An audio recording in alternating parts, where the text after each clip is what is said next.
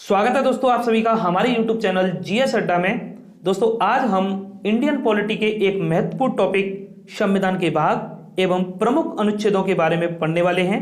इस वीडियो में दोस्तों सभी भागों को हम ट्रिक के माध्यम से समझेंगे और उन भागों से संबंधित सभी प्रमुख अनुच्छेदों को इसमें हम याद करेंगे। तो चलिए वीडियो के अंत तक बने रहना। इस टॉपिक से आने वाला प्रश्न आपका कभी गलत नहीं होगा अगर आपने इस वीडियो लेक्चर को पूरा देख लिया, और बाद में हम परीक्षा में आए हुए सभी प्रश्नों को हल करेंगे जो इस टॉपिक से विगत वर्षों में पूछे गए हैं। तो चलिए आइए शुरू करते हैं। दोस्तों अब तक हमने इंडियन पॉलिटी की सीरीज में संविधान के स्रोत, संविधान की प्रमुख विशेषताएं और महत्वपूर्ण संविधान संशोधन ये टॉपिक कंप्लीट कर लिए हैं। डिस्क्रिप्शन में आपको लिंक मिल जाएगी, तो वहां से प्लेलिस्ट पर आप विजिट कर सकते हैं दोस्तों। और बहुत ही शानदार तरीके से इन टॉपिक्स को हमने कवर कराया है। और आज हम कवर करने वाले हैं संविधान के भाग एवं प्रमुख अनुच्छेद। तो आइए शुरू करते हैं।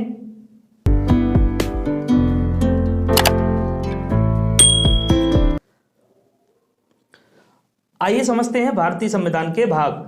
सबसे पहले दोस्तों समझते हैं संविधान में भाग किसे कहते हैं। तो देखिए भारतीय संविधान में बहुत सारे अनुच्छेद हैं। उनमें से जो अनुच्छेद एक ही विषय से संबंधित हैं उनको एक समूह में रख दिया गया है, उन्हीं को हम भाग कहते हैं। जैसा कि वर्तमान समय में लगभग 450 प्लस जो है अनुच्छेद हो चुके हैं। तो इन अनुच्छेदों को दोस्तों हमने जो भी एक विषय का प्रतिनिधित्व करते हैं, जैसे कि हम बात करें मौलिक अधिकार फंडामेंटल राइट्स की बात करें तो अनुच्छेद 12 से 35 तक जो है फंडामेंटल राइट्स आते हैं। ठीक है, तो 12 से 35 तक जितने भी आर्टिकल्स हैं वह सभी ये फंडामेंटल राइट्स यानी मौलिक अधिकारों से संबंधित है। तो इन सभी को हमने एक जगह पर रख दिया गया है, इनका ये हमने एक समूह बना दिया है, इसी को हम क्या कहेंगे, भाग। ठीक है, तो इस तरीके से हमने भागों में जितने भी अनुच्छेद हैं सभी को बांट रखा है। तो चलिए आगे समझते हैं। मूल संविधान में कुल भागों की अगर बात करें तो मूल संविधान में दोस्तों 22 भाग थे, और आज वर्तमान संविधान में कुल भागों की बात करें तो वर्तमान संविधान में कुल भाग 25 हो चुके हैं। लेकिन यहाँ पर एक बात आपको ध्यान में रखना है, ये कि 22 भाग जब मूल संविधान में थे तो 22 के बाद हमने ये 23, 24, 25 इस तरीके से हमने इसमें नंबरिंग को आगे नहीं बढ़ाया है। हमने क्या किया है कि 22 भाग जो हमारे काउंटिंग में हैं इन्हीं में हमने बाद में जो संविधान संशोधन हुए उसके तहत इन्हीं भागों में हमने अन्य भागों को जोड़ दिया है। जैसे कि भाग 4, फिर 4 के बाद में जोड़ दिया हमने 4 क। ठीक है, इस तरीके से हमने 22 से बढ़ाकर 25 भाग कर लिए हैं। ठीक है, चलिए अब समझते हैं जो 25 भाग हुए हैं उसमें कौन कौन से नए भाग जोड़े गए हैं। तो आइए देखिए नए भाग जोड़े गए हैं। पहला भाग है भाग 4 क। ठीक है, आगे हम समझेंगे भाग 4 क में क्या है। दूसरा भाग 9, एक भाग 9 क और भाग 14 क। अब यहाँ आप कहेंगे कि 22 के बाद अगर हम इन चारों को जोड़ दें तो इनकी संख्या 26 होती है टोटल। तो 26 और अभी वर्तमान में 25 कैसे हैं, तो एक भाग को हमने निरसित कर दिया है, मतलब निरस्त कर दिया है, तो वह भाग है 7वां। तो भाग 7 को 7वें संविधान संशोधन 1956 के द्वारा निरसित कर दिया गया है। तो इस तरीके से एक भाग कम हो जाता है तो हो जाते हैं वर्तमान में कितने भाग, 25। ठीक है, आई होप आप सभी की समझ में ये सभी पॉइंट्स आगे होंगे। आगे चलते हैं। अब समझते हैं सबसे पहले भाग 1 के बारे में। तो भाग 1 में क्या है, तो दोस्तों भाग 1 में संघ और उसका राज्य क्षेत्र, यूनियन एंड इट्स टेरिटरीज। तो सबसे पहले भाग 1 में आता है संघ और उसके राज्य क्षेत्र। देखिए याद कैसे करेंगे, तो अगर भाग 1 की बात करें तो इसमें क्या आता है, संघ यानी केंद्र और उसके राज्य क्षेत्र। यानी भाग 1 में एक एक राज्य के बारे में उल्लेख दिया गया है। यानी हमारे अगर हम देश की अपने भारत की बात करें तो भारत में अभी वर्तमान में 28 राज्य और 8 केंद्र शासित प्रदेश हैं। तो पहला भाग जो है सभी राज्यों के बारे में बताता है, यानी एक एक राज्य के बारे में बताता है। तो इस तरीके से आप याद रख सकते हैं कि भाग 1 में क्या है, सभी राज्य यानी संघ और उसके राज्य क्षेत्र का उल्लेख मिलता है। ठीक है, चलिए आगे देखिए। तो अनुच्छेद 1 से 4 भाग 1 के अंदर आते हैं। तो 1 से 4 आर्टिकल जो है, जो एक समूह बनाते हैं, वह भाग 1 में आते हैं।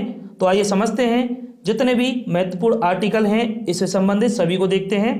तो देखिए, सबसे पहले अनुच्छेद पहला अनुच्छेद क्या कहता है कि भारत राज्यों का एक संघ है। भारत राज्यों का एक संघ है। अनुच्छेद दूसरा कहता है कि संसद को नए राज्यों के प्रवेश या गठन की शक्ति है। या देखिए, दूसरे अनुच्छेद में कहा गया है कि किसी भी नए राज्य का प्रवेश करना है या उसका गठन करना है तो उसकी शक्ति किसको दी गई है? संसद को दी गई है। अनुच्छेद तीसरा कहता है संसद को किसी राज्य के क्षेत्र, सीमा या नाम में परिवर्तन की शक्ति है। यानी किसी राज्य के क्षेत्र, उसकी सीमा या उसके नाम में परिवर्तन करना है तो यह शक्ति किसको दी गई है? यह भी संसद को दी गई है। भाग 4 कहता है कि अनुच्छेद 2 और अनुच्छेद 3 को अनुच्छेद 368 के तहत संशोधन नहीं माना जाएगा। यानी अनुच्छेद 4 का कहने का तात्पर्य यह है कि अनुच्छेद 2 में जो बात कही गई है कि नए राज्यों का प्रवेश और गठन की शक्ति, और 3 में जो बात कही गई है कि संसद को किसी राज्य के क्षेत्र, सीमा, नाम में परिवर्तन की शक्ति, ये अगर काम किए जाएंगे संसद के द्वारा तो उसको अनुच्छेद 368 के तहत संशोधन नहीं माना जाएगा। ये दोनों काम साधारण बहुमत से या सिंपल जो विधायी प्रक्रिया होती है उसके माध्यम से किए जा सकते हैं। ठीक है, तो ये थे पहले 4 आर्टिकल जो आपको ध्यान में रखने हैं, संघ और उसके राज्य क्षेत्र से संबंधित। ठीक है, तो एक एक राज्य के बारे में बताता है भाग 1। चलिए आगे देखते हैं भाग 2। दोस्तों, भाग 2 में है नागरिकता, सिटीजनशिप। ठीक है, नागरिकता। तो भाग 2 को आप कैसे याद रखेंगे? तो देखिए, नागरिक की अगर हम बात करें, नागरिकों की अगर हम बात करें तो नागरिक सामान्यतः 2 तरह के होते हैं। ठीक है, या तो पुरुष या स्त्री, है ना। सिंपल हमें याद करने की ट्रिक है। ठीक है, इसके माध्यम से आप याद रख सकते हैं। सामान्यतः कितने तरह के नागरिक होते हैं? या तो पुरुष होते हैं या महिला। ठीक है, तो 2 तरह के नागरिक होते हैं। तो भाग 2 में है नागरिकता। भाग 2 में है नागरिकता, तो आसान है। चलिए आगे देखते हैं। भाग 2 में अनुच्छेद 5 से 11 आते हैं। तो 5 से 11 तक के अनुच्छेदों का जो समूह है वह भाग 2 में आता है। तो आइए समझते हैं महत्वपूर्ण अनुच्छेद। अनुच्छेद 5 कहता है कि संविधान के प्रारंभ पर नागरिकता।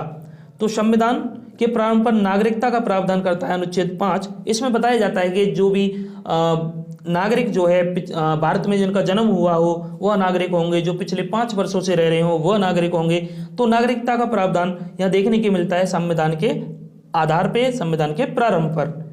फिर आगे अनुच्छेद 6 में दिया गया है कि पाकिस्तान से भारत आने वाले व्यक्तियों की नागरिकता के संबंध में क्या नियम और क्या इंस्ट्रक्शंस होंगे।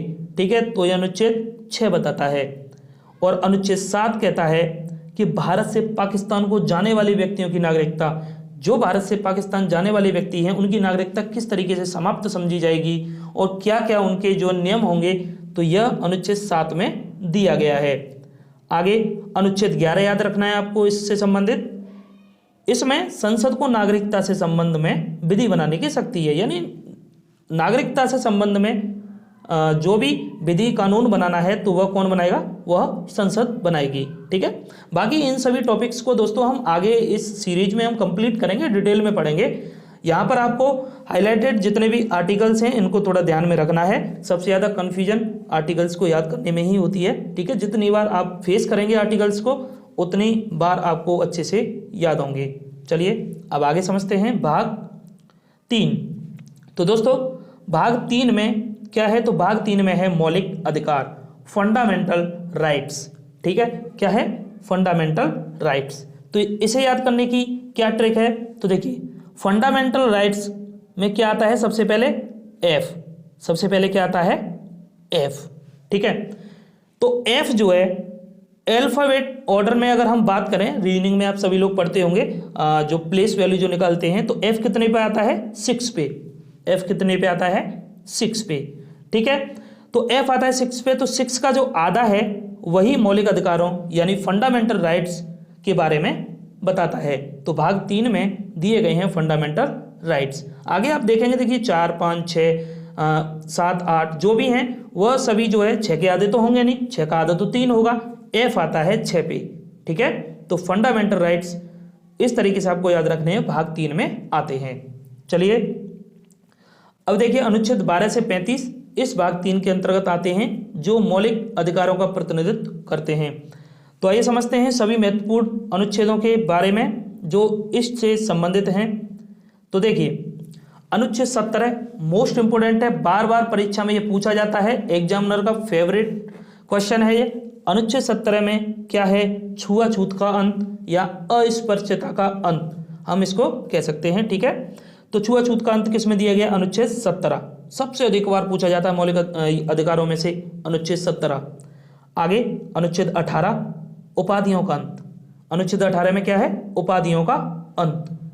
आगे अनुच्छेद 20, अनुच्छेद 20 में है दोष सिद्धि के संबंध में संरक्षण, जब तक दोष सिद्ध नहीं होगा किसी भी नागरिक को सजा नहीं दी जा सकती, उसे बंदी नहीं बनाया जा सकता। दोष सिद्धि के संबंध में संरक्षण अनुच्छेद 20। अनुच्छेद 21 याद रखना है दोस्तों, प्राण एवं दैहिक स्वतंत्रता, जीवन जीने का अधिकार, जो कि इमरजेंसी के समय भी इसको नागरिकों से नहीं छीना जाता है। ठीक है, अनुच्छेद 21 का मोस्ट इंपोर्टेंट है, बाद में जोड़ा गया है दोस्तों, इसे तो आपको जरूर याद रखना है। जितने भी बाद में आर्टिकल्स जोड़े गए हैं वह आपको बहुत ही अच्छे तरीके से ध्यान में रखने हैं। तो 21 का में दिया गया है शिक्षा का अधिकार, शिक्षा का अधिकार। तो प्रारंभिक शिक्षा के अधिकार के बारे में ये बताता है कि 6 से 14 वर्ष के जितने भी बच्चे हैं उन्हें निःशुल्क शिक्षा का अधिकार होगा। आगे अनुच्छेद 23, अनुच्छेद 23 में दिया गया है बलात् श्रम का निषेध, बेगारी, बलात् श्रम, इन सब का निषेध करता है अनुच्छेद 23। अनुच्छेद 24 बाल श्रम पर प्रतिबंध, जो भी 14 वर्ष से कम उम्र के बच्चे हैं उन्हें जोखिम भरे कामों में नहीं लगाया जाएगा। ठीक है, तो ये है अनुच्छेद 24 कहता है इसके बारे में, बाल श्रम पर प्रतिबंध। आगे अनुच्छेद 25 याद रखना है अंतःकरण की स्वतंत्रता। अंतःकरण से तात्पर्य ये है कि इस देश का जो भी जितने भी नागरिक हैं उन सभी को किसी भी धर्म को स्वीकार करने, उसका आचरण करने, उसका प्रचार प्रसार करने की स्वतंत्रता होगी। आगे अनुच्छेद 29 याद रखना, 29 में है अल्पसंख्यकों के हित। तो अल्पसंख्यकों के बारे में बताता है अनुच्छेद 29, जितने भी माइनॉरिटी वाले हैं सभी के बारे में अनुच्छेद 29 और 30 दोनों माइनॉरिटी से संबंधित हैं। ठीक है, आगे अनुच्छेद 32 मोस्ट इंपोर्टेंट, अनुच्छेद 32 संवैधानिक उपचारों का अधिकार, इसके द्वारा हम अपने मौलिक अधिकारों का हनन होने पर सुप्रीम कोर्ट और हाई कोर्ट जा सकते हैं। डॉक्टर भीमराव अंबेडकर ने इसी अनुच्छेद 32 को संविधान की आत्मा कहा है, ये बात भी आपको ध्यान में रखनी है। तो ठीक है, अगर आपने मौलिक अधिकारों से इतने आर्टिकल्स याद रख लिए तो यकीन करना परीक्षा में इन आर्टिकल से बाहर क्वेश्चन नहीं पूछा जाएगा। तो चलिए आगे समझते हैं। अब देखते हैं दोस्तों भाग 4। भाग 4 में क्या दिया गया है, राज्य के नीति निर्देशक तत्व, DPSP, directive principles of state policy. तो आइए भाग 4 को आपको कैसे याद रखना है। तो देखिए ट्रिक में बहुत ही आसान लेकर आया हूं आपके लिए। देखिए कुछ भी ज़्यादा जो है इधर उधर की बातें करने की कोई आवश्यकता नहीं है। देखिए directive principle of state policy, आप चाहे ऐसे याद रखिए कि डी कितने पे आता है, डी 4 पे आता है अल्फाबेट के क्रम में, प्लेस वैल्यू कितनी होती है 4, तो भाग 4। या आप ऐसे याद रख लीजिए कि DPSP कितने हो गए 1 2 3 4, DPSP तो 4 तो 4 भाग 4। ठीक है, सिंपल है, कभी नहीं भूलोगे दोस्तों। बहुत सारे स्टूडेंट को इनमें भी प्रॉब्लम्स होती है, 3 4 और 4 का इस समय बता नहीं पाते हैं कि कौन से भाग में जो है क्या दिया गया है। तो ठीक है, आज जो है आप इस वीडियो लेक्चर को देख लेंगे तो मुझे आशा है कि आप नहीं भूलेंगे आगे। ठीक है, चलिए तो इससे संबंधित देखते हैं। देखिए अनुच्छेद 36 से 51 तक भाग 4 में आते हैं। ठीक है, जो राज्य के नीति निर्देशक तत्वों से संबंधित हैं। तो आइए कुछ महत्वपूर्ण अनुच्छेदों के बारे में समझते हैं। तो दोस्तों सबसे पहले याद रखना अनुच्छेद 40, जैसे मैंने अनुच्छेद 17 बताया था पिछले वाले मौलिक अधिकारों में, वैसे ही DPSP में आपको अनुच्छेद 40 याद रखना है। बहुत बार परीक्षा में ये पूछा गया है। अनुच्छेद 40 ग्राम पंचायतों का गठन, ग्राम पंचायत का गठन अनुच्छेद 40 में दिया गया है। आगे अनुच्छेद 44 में है समान नागरिक संहिता, ये कॉमन सिविल कोड इसको कहा जाता है। तो समान नागरिक संहिता, इसको तो याद करना भी आसान है, समान, समान मतलब दोनों समान है। देखिए 4 4 44 में आ रहा है 4 4, तो दोनों समान है, समान नागरिक संहिता। ठीक है, आगे अनुच्छेद 45। अनुच्छेद 45 है 6 वर्ष से कम आयु के बच्चों को शिक्षा, यानी राज्य का यह कर्तव्य होगा, राज्य एक ऐसा प्रावधान करेगा कि 6 वर्ष से कम आयु को जो है शिक्षा उपलब्ध की जा सके। ठीक है, तो यह अनुच्छेद 45 में, इसको भी बाद में ऐड किया गया था। चलिए आगे देखिए, अनुच्छेद 48 याद रखना है दोस्तों। अनुच्छेद 48 में है कृषि एवं पशुपालन। यहाँ देखिए मैंने उन्हीं अनुच्छेदों को शामिल किया दोस्तों जो बार बार परीक्षा में आते हैं, तो यहाँ एक भी अनुच्छेद जो है आपको मिस नहीं करना है। ठीक है, अनुच्छेद 48 में है कृषि एवं पशुपालन। अनुच्छेद 48 क जो कि बाद में जोड़ा गया था, इसमें पर्यावरण एवं वन्य जीव संरक्षण, यानी पर्यावरण की रक्षा एवं वन्य जीव, जो वन्य जीव हैं उनका संरक्षण राज्य करेगा। ठीक है, आगे अनुच्छेद 49 याद रखना है, पुरातत्व स्मारकों का संरक्षण। जितने भी हमारे ऐतिहासिक पुरातत्व स्मारक हैं उन सभी का संरक्षण राज्य करेगा, जैसे हमारा ताजमहल, लाल किला, ये सब जो है, तो इनका संरक्षण कौन करेगा? राज्य करेगा। अनुच्छेद 49 में ये दिया गया है। आगे अनुच्छेद 50, कार्यपालिका और न्यायपालिका का पृथक्करण। जैसा कि आज है, न्यायपालिका स्वतंत्र है, सुप्रीम कोर्ट, हाई कोर्ट ये सभी कार्यपालिका से स्वतंत्र हैं, तो इस पृथक्करण के बारे में दिया गया अनुच्छेद 50 में। आगे अनुच्छेद 51 याद रखना है, अंतर्राष्ट्रीय शांति। अंतर्राष्ट्रीय शांति बना के रखेगा राज्य। ठीक है, अपने पड़ोसी देश, जो भी किसी देश से सीमा लगती है किसी राज्य की, तो उससे उलझेगा नहीं। ठीक है, संघ की मर्यादा बनाए रखेगा और शांति बनाए रखेगा। तो चलिए ये सभी अनुच्छेद आपको याद रखने हैं राज्य के नीति निर्देशक तत्व से। आइए अब देखते हैं भाग 4 क। भाग 4 क, जैसा कि 4 क लगा हुआ है, तो आप इसे समझ सकते हैं कि यह बाद में ऐड किया गया है। तो इसमें है क्या? मौलिक कर्तव्य। इसमें क्या है? मौलिक कर्तव्य। इसे कैसे याद रखना है? देखिए पिछला वाला हमने याद किया था डीपीएसपी, तो डी कितने पे आ रहा था? 4 पे, तो 4 से हो गया था भाग 4। ठीक है, अब इसे कैसे याद रखेंगे? इसे भी हम ऐसे याद करेंगे दोस्तों। इसमें फंडामेंटल ड्यूटीज, ड्यूटीज मतलब कर्तव्य, और ड्यूटी किससे स्टार्ट हो रही है? डी से, और डी आता है 4 पे। अब आप कहेंगे तो पिछला वाला भी तो डी पे आ रहा था, पिछला भी तो हमें 4 इसी तरीके से याद करना है, डी 4 पे आता है। लेकिन इसमें डी जो है, यानी ड्यूटीज आ रहा है बाद में, फंडामेंटल के बाद आ रहा है ना, ड्यूटीज आ रहा है बाद में, तो इसमें बाद में भी जोड़ा गया है क्या? क, बाद में जोड़ दिया गया है क। तो इस तरीके से जोड़ सकते हैं आप। ठीक है, कोलेट कर सकते हैं कि डी 4 पे आ रहा है, ठीक है, लेकिन इसमें ड्यूटीज आ रहा है बाद में, तो इसमें बाद में भी जोड़ा गया है, तो 4 क। ठीक है, इस तरीके से आप याद रखना। चलिए तो दोस्तों ये अनुच्छेद 51 क जोड़ा गया है भाग 4 में जो आता है। ठीक है, और इससे जुड़े हुए सभी महत्वपूर्ण बिंदु यहाँ पर हम समझते हैं जो कि काफ़ी इंपॉर्टेंट हैं। पहला, पूर्व सोवियत संघ यानी रूस के संविधान से ये प्रेरित है, रूस के संविधान से, यानी हमने इसको लिया है मौलिक कर्तव्यों को। दूसरा, 42वें संविधान संशोधन 1976 द्वारा ये जोड़े गए हैं, और जब ये जोड़े गए थे ना 1976 में, तब 10 जोड़े गए थे। कितने मौलिक कर्तव्य जोड़े गए थे? 10 मौलिक कर्तव्य जोड़े गए थे।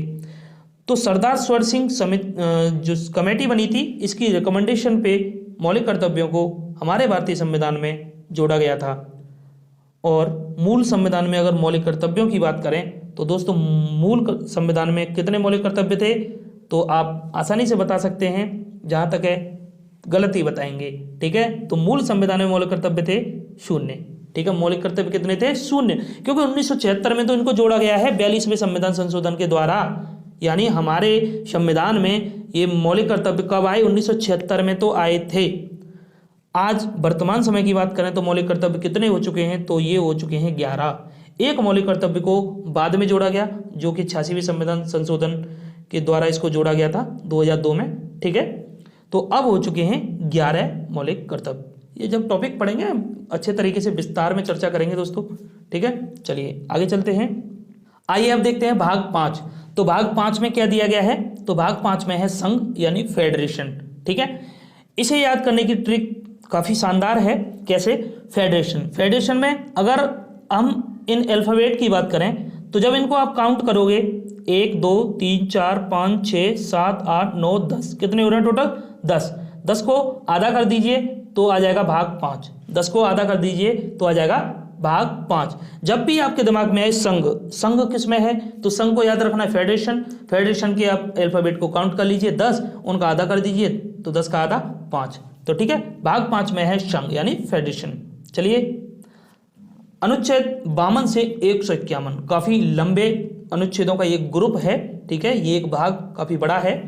तो इसमें 52 से 151 अनुच्छेद तक आते हैं, जिसमें से जो भी महत्वपूर्ण अनुच्छेद हैं उन सभी को हम देखेंगे। तो चलिए देखते हैं दोस्तों। पहला अनुच्छेद 52। अनुच्छेद 52 में है कि भारत का राष्ट्रपति, भारत का एक राष्ट्रपति होगा, किसमें कहा गया, अनुच्छेद 52 में। ठीक है, तो जी ये आपको याद रखना है। दूसरा अनुच्छेद 61 जो कि राष्ट्रपति से ही संबंधित है, राष्ट्रपति पर महाभियोग। महाभियोग की जो प्रक्रिया है हमारे देश में केवल राष्ट्रपति पर ही लगाई जाती है। अनुच्छेद 72 याद रखना है, क्षमादान, राष्ट्रपति द्वारा जो क्षमादान। ठीक है, अनुच्छेद 108 याद रखना है, जो कि ये भी राष्ट्रपति से संबंधित है। राष्ट्रपति से संबंधित सभी अनुच्छेदों को मैंने एक साथ ले लिया है, ठीक है, जिससे कि याद करने में आसानी हो सके। तो 1 से 8 है संयुक्त बैठक, जो कि राष्ट्रपति द्वारा बुलाई जाती है, संयुक्त बैठक।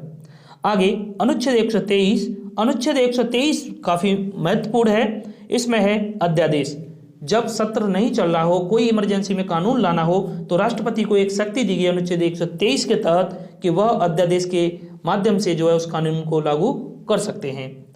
आगे अनुच्छेद 143 याद रखना है। इसमें है सलाहकारी क्षेत्राधिकार। यहाँ क्या है दोस्तों, सलाहकारी क्षेत्राधिकार ये भी राष्ट्रपति से संबंधित है। राष्ट्रपति सुप्रीम कोर्ट से सलाह ले सकता है, सुप्रीम कोर्ट को सलाह दे सकता है। तो यह अनुच्छेद 143 में आता है। चलिए अन्य अनुच्छेदों को देखते हैं। अनुच्छेद 63 में दिया गया है भारत का उपराष्ट्रपति। तो भारत का उपराष्ट्रपति कौन से आर्टिकल में है, अनुच्छेद 63। आगे अनुच्छेद 76। अनुच्छेद 76 में है महान्यायवादी, अटॉर्नी जनरल। ठीक है, और अनुच्छेद 79 यानी 79 में दिया गया है संसद, और अनुच्छेद 80 में है राज्यसभा, अनुच्छेद 81 में है लोकसभा। इन तीनों को एक पेयर में याद रखना है, 79, 80, 81, संसद, राज्यसभा, लोकसभा। ठीक है, पहले सबसे बड़ी क्या होती है, संसद, फिर उससे दोनों सदनों में सबसे बड़ा क्या होता है, राज्यसभा पहले आएगा, फिर लोकसभा बाद में। ठीक है, 110 में है धन विधेयक।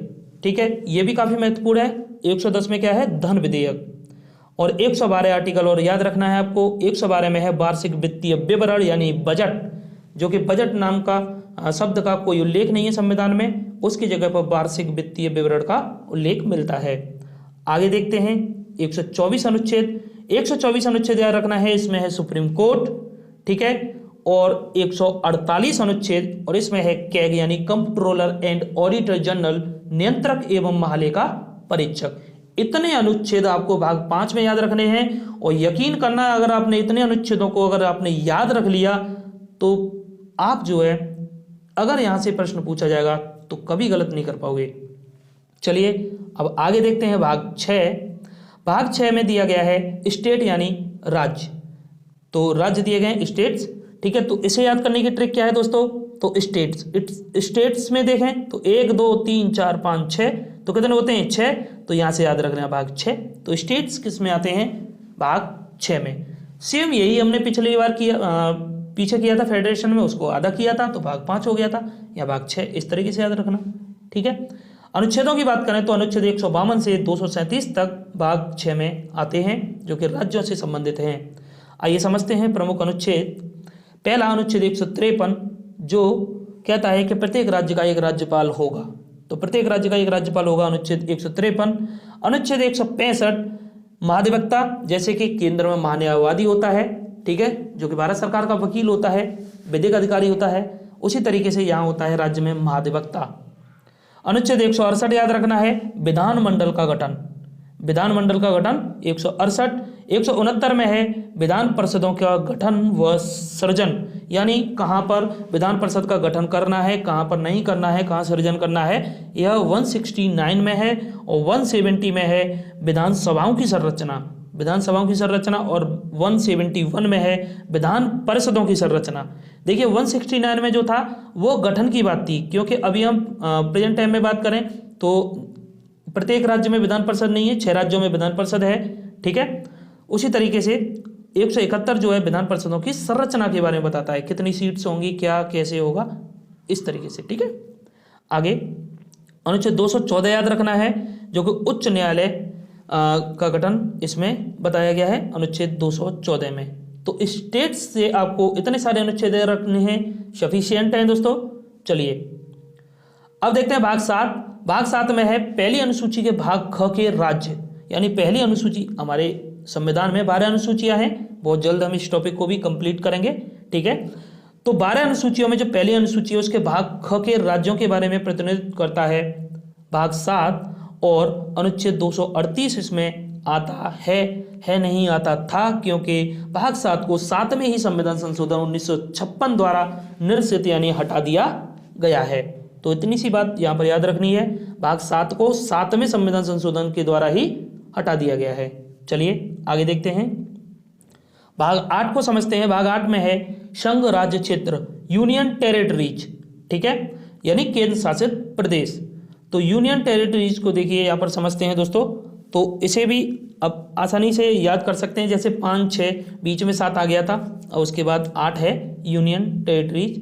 ठीक है, इसमें अनुच्छेद की बात करें तो 239 से 242 अनुच्छेद तक इसमें अनुच्छेद आते हैं, और यूनियन टेरिटरीज की बात करें तो वर्तमान में केंद्र शासित प्रदेश कितने हैं? 8 हैं। वर्तमान में कितने केंद्र शासित प्रदेश हैं? 8 हैं। तो यहाँ पर देखिए ट्रिक आपकी यहाँ आकर बनती है कि वर्तमान में हमारे कितने केंद्र शासित प्रदेश हैं? 8। तो भाग 8 में ही आते हैं केंद्र शासित प्रदेश। ठीक है, और अगर हम देखें तो 30 अक्टूबर 2019 तक, काफ़ी लंबे समय तक जो है हमारे संविधान में, हमारे देश में जो केंद्र शासित प्रदेश थे वह 7 बने हुए थे 30 अक्टूबर 2019 तक।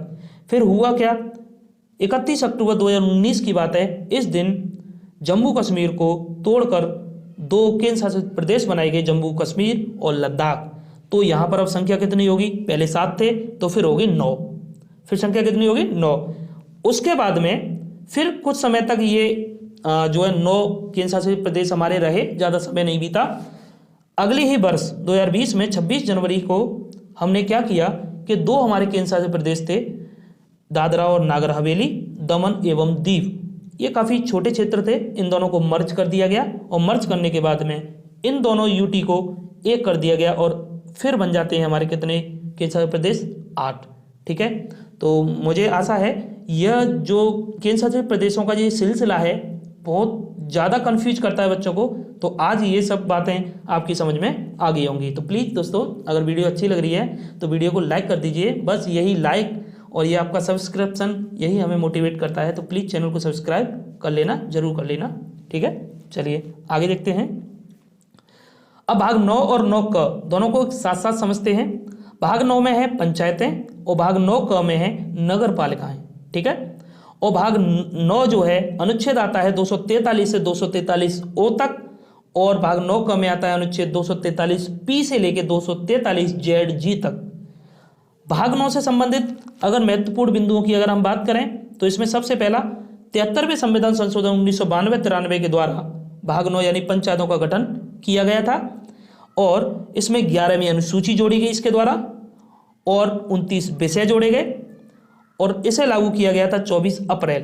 तभी से हम 24 अप्रैल को पंचायती राज दिवस मनाते हैं।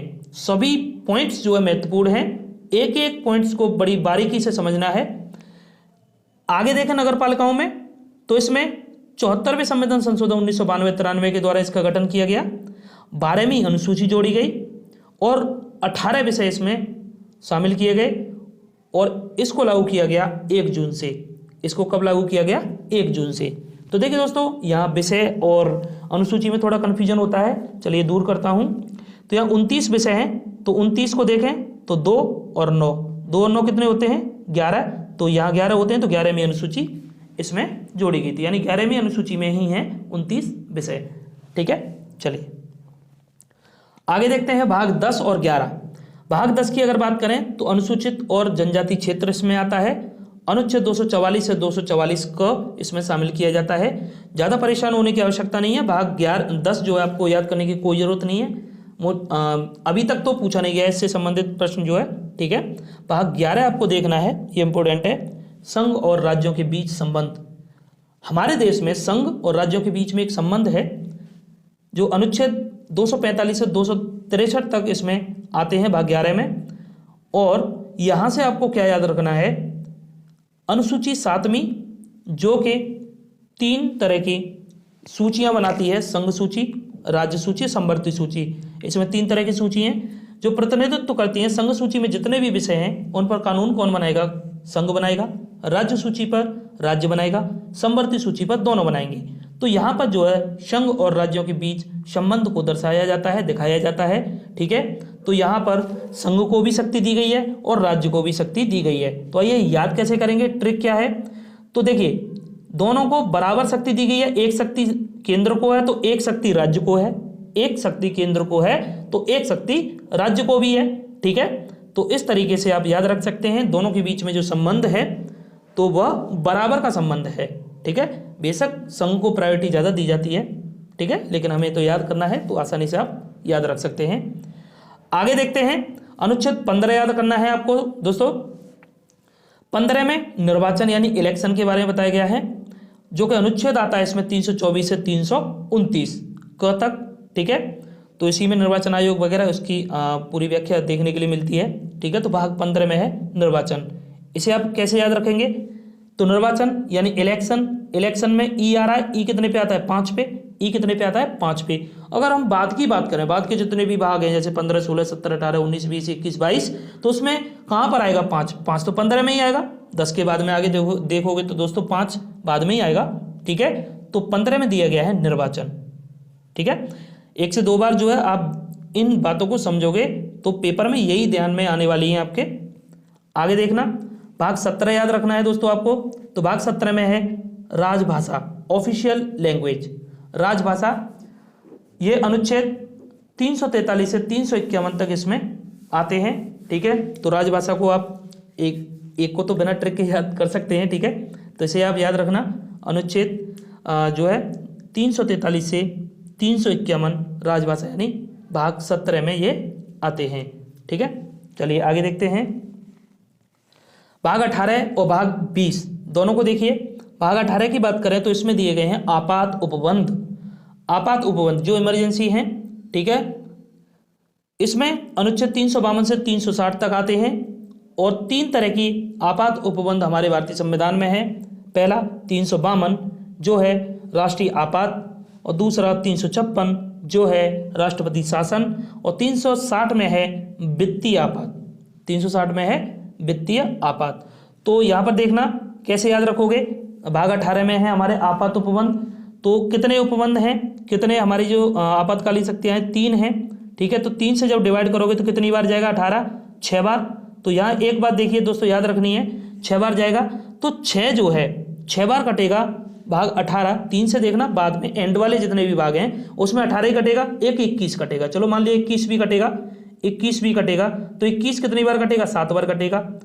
तो यहाँ पर ये 6 बार कट रहा है। तो इन अनुच्छेदों में सबसे अधिक 6 ही आ रहा है। देखिए 356 में भी 6 आ रहा है, 360 में भी 6 आ रहा है। तो इस तरीके से आप इसको कोरिलेट कर सकते हैं। ठीक है, तो छंक 18 तो 6 ही आता, 356, 360। ठीक है, तो 7 21 काटोगे तो 7 तो आ नहीं रहा कहीं भी।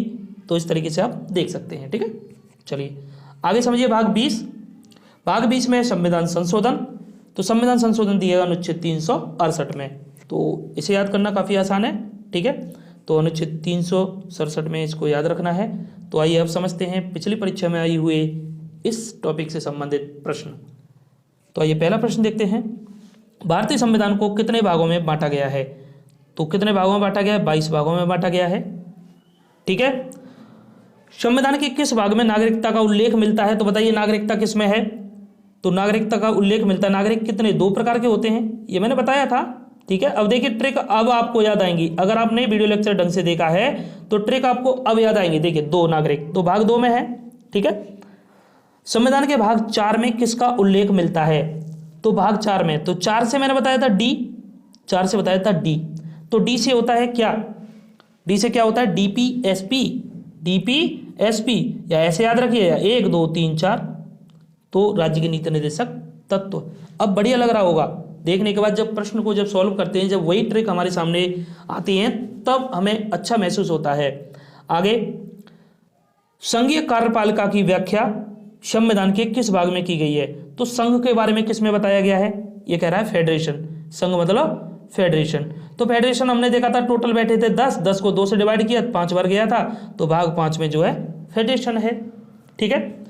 मौलिक कर्तव्यों का विवरण संविधान के किस भाग में मिलता है? ये बात कर रहा मौलिक कर्तव्य यानी फंडामेंटल ड्यूटीज। और फंडामेंटल ड्यूटीज में भी मैंने बताया था बाद में डी आ रहा है तो डी भी आता है 4 पे, लेकिन बाद में आ रहा है तो बाद में इसमें भी हमने कुछ जोड़ा था 4 क, तो ये कितना आएगा? भाग 4 ख। लग रहा है ना कि हमने हाँ जो ट्रिक याद की थी वो काफी आसान है। संविधान के किस भाग में मूल अधिकारों का उल्लेख मिलता है? तो किस में मूल अधिकारों का उल्लेख मिलता है? यानी फंडामेंटल राइट्स। तो यहां मैंने ट्रिक बताई थी, एफ कितने पे आता है? 6 पे। इसको 2 से डिवाइड करो, आधा कर दो तो भाग 3 में आते हैं मौलिक अधिकार। ठीक है ना। आगे, संविधान के भाग 2 में निम्न में से किसका विवरण मिलता है? तो 2 से मैंने बताया था 2 मतलब एक पुरुष एक स्त्री दोनों, तो ये नागरिकता। ठीक है। भाग 2 में क्या है? नागरिकता। तो चलिए आगे देखते हैं। संघ और उसका राज्य क्षेत्र का वर्णन संविधान के किस भाग में मिलता है? तो संघ और उसका राज्य क्षेत्र मतलब एक एक राज्य की बात कर रहा है, प्रत्येक राज्यों की बात कर रहा है, तो एक एक राज्य मतलब भाग 1 2 पे नहीं है, भाग 1। ठीक है। आगे, संविधान के किस भाग में पंचायतों से संबंधित प्रावधान है? तो पंचायतों से संबंधित दोनों याद रख सकते हैं, 9 और 9 क में आता है, तो पंचायतों से संबंधित है भाग 9। ठीक है। और अगला क्वेश्चन है, संविधान के किस भाग में नगर पालिका से संबंधित प्रावधान है? तो यह है 9 क में, यह है 9 क में। ठीक है। अगला प्रश्न देखिए, संविधान के किस भाग में संविधान संशोधन की प्रक्रिया का उल्लेख मिलता है? तो संविधान संशोधन की प्रक्रिया है अनुच्छेद 368 में यानी 20वें भाग में, 20वें भाग में।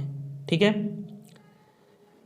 आगे देखिए, संविधान के किस भाग में राजभाषा का उल्लेख मिलता है? मैंने कहा था बस आपको एक ही याद रखना है, भाग भाग 17। ठीक है। तो राजभाषा का उल्लेख किस में मिलता है? 17 में मिलता है, तो भाग 17। ठीक है। संघ व राज्य के बीच संबंध का प्रावधान संविधान के किस भाग में है? तो संघ व राज्य के बीच संबंध तो बराबर का संबंध है, एक एक शक्ति दोनों को दी गई है। जब शक्तियों की बात आई तो संबंधों की, तो एक एक शक्ति दोनों को दी गई, तो भाग 11। संविधान के भाग 18 में वर्णन मिलता है, तो 18 में वर्णन मिलता है। 3 से हमने काटा था, कितनी बार काटा था? 18 ही तो काटा था, बाद में आके 6 बार काटा था। तो 6 सबसे अधिक किस में आ रहा था? 352 में नहीं, 356 में आ रहा था। ठीक है। और 360 में आ रहा था। तो क्या है? आपात उपबंध। संविधान के भाग 18 में क्या है? आपात उपबंध। अगला प्रश्न देखिए, संविधान के मूल कर्तव्य जोड़े गए थे, तो संविधान में मूल कर्तव्य किसके द्वारा जोड़े गए थे? तो 42वें संविधान संशोधन 1976 के द्वारा इनको जोड़ा गया था। तो दोस्तों वीडियो लेक्चर कैसा लगा तो प्लीज कमेंट करके जरूर बताना, चैनल को सब्सक्राइब करना और टेलीग्राम चैनल से जुड़ जाना। दोस्तों डिस्क्रिप्शन में लिंक दी गई है, वहां आपको इसकी PDF और भी बहुत सारे पिक्चर कंटेंट इन्फॉर्मेशन वगैरह वहां पर दी जाती है। तो मिलते हैं आपसे नेक्स्ट वीडियो लेक्चर में, तब तक के लिए जय हिंद जय भारत।